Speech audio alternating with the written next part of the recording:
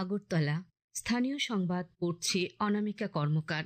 এখনকার বিশেষ বিশেষ খবর হলো, ত্রয়োদশ রাজ্য বিধানসভার 10ম অধিবেশন আগামী 27 আগস্ট থেকে শুরু হচ্ছে। প্রধানমন্ত্রী নরেন্দ্র মোদী নাগরিকদের হর ঘর তিরঙ্গা অভিযানে উৎসাহের সঙ্গে অংশগ্রহণের আহ্বান জানিয়েছেন।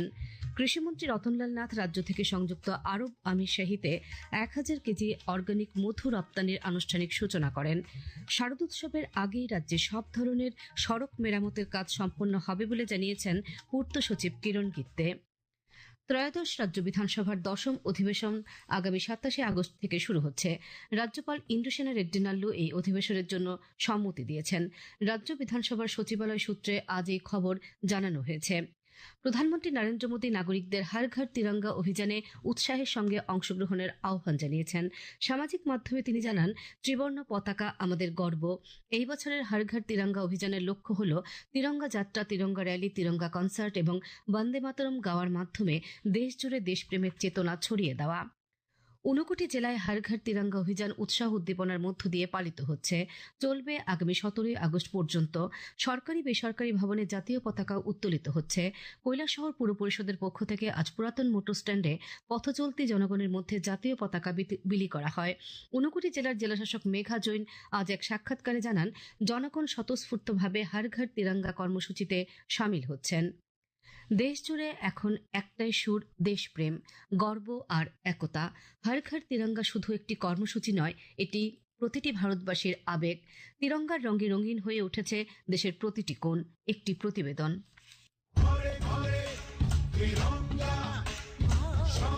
গ্রাম হোক বা শহর, সবখানেই আজ একই দৃশ্য, একই আবেগ। ঘরে ঘরে উঠছে তিরঙ্গা পতাকা, জাগছে দেশপ্রেমের অনন্য অনুভূতি। এই পতাকা শুধু একটি কাপড় নয়, এটি আমাদের ইতিহাস, সংগ্রাম এবং শহীদদের আত্মত্যাগের প্রতীক।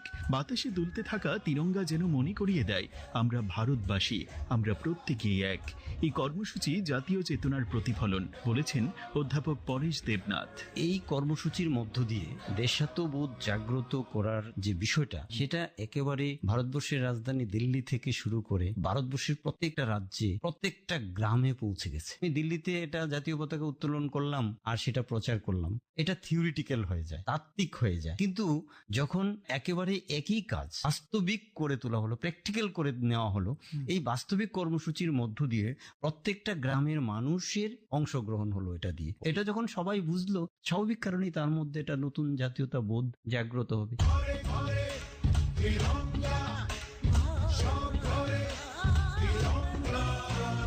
তিরঙ্গার প্রতিটি রং সাহস, শান্তি এবং সমৃদ্ধির প্রতীক। হর ঘর তিরঙ্গা শুধু একটি অভিযান নয়, এটি এক আবেগ যা আমাদের এক সুতোয় বেঁধে গর্বিত ভারতবাসী হিসেবে পরিচয় করিয়ে দেয়। রাহুল লোধের প্রতিবেদন, আকাশবাণী সংবাদ, আগরতলা। এই খবর শুনছেন আকাশবাণী আগরতলা কেন্দ্র থেকে। কৃষিমন্ত্রী রতনলাল নাথ আজ রাজ্য থেকে সংযুক্ত আরব আমিরশাহীতে 1000 কেজি অর্গানিক মধু রপ্তানির আনুষ্ঠানিক সূচনা করেন।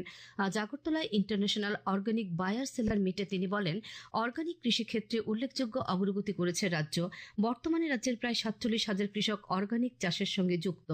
রাজ্যে প্রায় 26,000 হেক্টর জমিতে অর্গানিক চাষ হয়। কৃষি দপ্তরের উদ্যোগে এবং আপেডার সহযোগিতায় আয়োজিত এই অনুষ্ঠানে নিউজিল্যান্ড, অস্ট্রেলিয়া, মিশর, দক্ষিণ Korea, Italy, Argentina, Germany, Greece ও ফিলিপিন্স সহ বিভিন্ন দেশের আন্তর্জাতিক ক্রেতারা অংশ নেন। অনুষ্ঠানে আপেডার senior consultant doctor Tarun Bajaj, কৃষি সচিব অপূর্ব রায়, IFOAM অর্গানিক্স এশিয়ার এক্সিকিউটিভ ডিরেক্টর জেনিফার চ্যাং উপস্থিত ছিলেন। সিটু কিষাণ সভা, উপজাতি গণমুক্তি পরিষদ এবং ত্রিপুরা ক্ষেত মজদুর ইউনিয়নের যৌথ উদ্যোগে আজ আগরতলায় 11 দফা দাবিতে জেল ভরো আন্দোলন সংগঠিত করা হয়। এই 4টি সংগঠনের উদ্যোগে ওরিয়েন্ট চৌমুহনী থেকে একটি মিছিল শহরের বিভিন্ন পথ পরিক্রমা করে। প্যারিস চৌমুহনীতে পুলিশ মিছিলের প্রতিরোধ করে। সেখানে পথসভায় বক্তব্য রাখতে গিয়ে প্রাক্তন মুখ্যমন্ত্রী মানিক সরকার অভিযোগ করেন, বিজেপি সরকারের আমলে সাধারণ মানুষ তীব্র অর্থনৈতিক সমস্যার মুখোমুখি হচ্ছেন। মানুষের জীবন জীবিকার সঙ্গে যুক্ত সমস্যাগুলো সমাধানে সরকার সরকারের কোনো কার্যকরী পদক্ষেপ নেই। সিপিআইএম রাজ্য সম্পাদক তথা বিরোধী দলনেতা জিতেন্দ্র চৌধুরী 11 দফা দাবি দেওয়ার সপক্ষে বক্তব্য রাখেন। সিটু রাজ্য সভাপতি মানিক দে, সম্পাদক শঙ্কর প্রসাদ দত্ত, কৃষক সভার রাজ্য সভাপতি পবিত্র কর, ত্রিপুরা ক্ষেত মজদুর ইউনিয়নের সভাপতি শ্যামল দে, গণমুক্তি পরিষদের সম্পাদক রাধাচরণ দেববর্মা প্রমুখ এই কর্মসূচিতে অংশ নেন। রাজ্যের আরও বিভিন্ন স্থানেও 4টি বামপন্থী সংগঠনের উদ্যোগে জেল ভরো আন্দোলন সংগঠিত হয়। দক্ষিণ জেলার বিলোনিয়া, সাবরুম ও শান্তির বাজারের পতিছড়িতে জেল ভরো আন্দোলন সংগঠিত হয়। এই কর্মসূচিগুলিতে অংশ নেন বিধায়ক দীপঙ্কর সেন, অশোক কুমার মিত্র, সিটু নেতা তাপস দত্ত, বিজয় তিলক, প্রাক্তন বিধায়ক প্রভাত চৌধুরী, সিপিআইএম নেত্রী কৃষ্ণা রক্ষিত প্রমুখ। প্রধানমন্ত্রী নরেন্দ্র মোদী গতকাল নয়াদিল্লিতে তাঁর বাসভবনে 2026 কমনওয়েলথ গেমসের পদক জয়ীদের সঙ্গে সাক্ষাৎ করেছেন।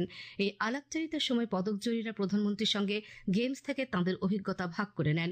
তিনি ক্রীড়াবিদদের খেলো ইন্ডিয়ার মর্যাদা আরও বাড়িয়ে তুলতে উৎসাহিত করেন। প্রধানমন্ত্রীর সঙ্গে আলাপচারিতায় কমনওয়েলথ গেমসের জুডোয় ভারতের প্রথম স্বর্ণপদক জয়ী ত্রিপুরার মেয়ে অস্মিতা দেও তাঁর অভিজ্ঞতা ভাগ করে নেন। वाराणसी में खेल तुम प्रैक्टिस कर रही थी ना? जी सर, बहुत कैसा पसंद बना है स्टेडियम? सर अच्छा बना है। वहाँ पे मैं 10-12 दिन के लिए ट्रेनिंग करने गई थी, क्योंकि मैं मंदिर गई थी तो वहाँ पे ही ट्रेनिंग करके आई थी।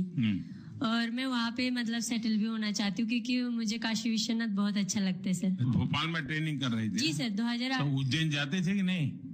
जी सर, उज्जैन भी गई थी सर। अच्छा, महाकाल के पास भी गई? जी सर। काशी विश्वनाथ के पास हुआ ही एक बार? ये जी सर। सावन महीना तो भी है।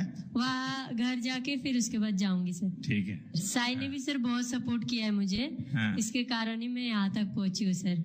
और मैं खेलो इंडिया स्कीम में भी थी। আসন্ন শারদ উৎসবের আগেই রাজ্যে সব ধরনের সড়ক মেরামতের কাজ সম্পন্ন হবে। আজ মহাকরণে এক সাংবাদিক সম্মেলনে পূর্ত সচিব কিরণ গিত্তে এই সংবাদ জানান। তিনি বলেন, রাজ্যের বিভিন্ন সড়কের রক্ষণাবেক্ষণ কাজের অগ্রগতি পর্যালোচনা করতে সম্প্রতি মুখ্যমন্ত্রী অধ্যাপক ডাক্তার মানিক সাহা আগরতলায় উচ্চ পর্যায়ের বৈঠক করেন। বৈঠকে পূর্ত দপ্তর, NHIDCL এবং সংশ্লিষ্ট দপ্তরের উচ্চপদস্থ আধিকারিকরা উপস্থিত ছিলেন।